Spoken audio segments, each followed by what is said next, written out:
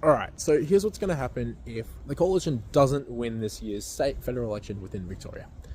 At least as this is a rough guess, and please, I don't know if I'm going to be right, so please don't quote me on this. But from my understanding, the right is fracturing a lot, already. One Nation is on the rise, till independence, and not as on the rise as people think they are, but as they were initially in 2022, but they're still taking votes from the left-wing and the Liberal Party.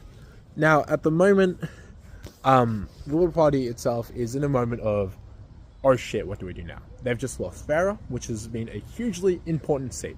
Essentially, they were founded in Farrer, in Albury Wodonga, in a meeting. Well, the Liberal Party was founded in a meeting in the 1940s. Okay, Farrer was also a very country seat. It was safely held by both parties, the Liberals and the Nationals. And if this trend of losing seats in the bush continues, the party is sort of left with one of two choices. So they can either split up and, just be the Liberal Party and the National Party. The Liberal Party itself will have to go more towards the centre. The National Party will probably be aiming more to go more towards the right. That way, they sort of have a single party ticket. So, instead of going, coalition, vote for this guy. So to go, no, the Liberal Party is going to contest these national seats, and the Nationals are going to be like, no, we're going to contest the Liberal Party seats. The Liberal Party may end up going, okay, cool, let's target a lot more inner city, sort of just right of centre issues. So, yep, we'll tackle climate change. Yep, we'll put more reform on criminals. The Nationals will be like, all right, cool, let's tackle dams, let's tackle roads, country roads, and things like that. If that happens, if they do end up having to compete with each other, they may be kind of screwed.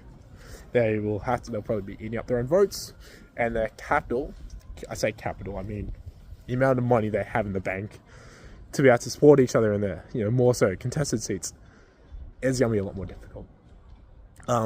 So either they split up, which is one possibility, or the second possibility is if they don't get the results they need, they'll just fizzle out into irrelevancy. So at this point, everyone's going, look at the Liberal Party, look at the National Party, what do they stand for?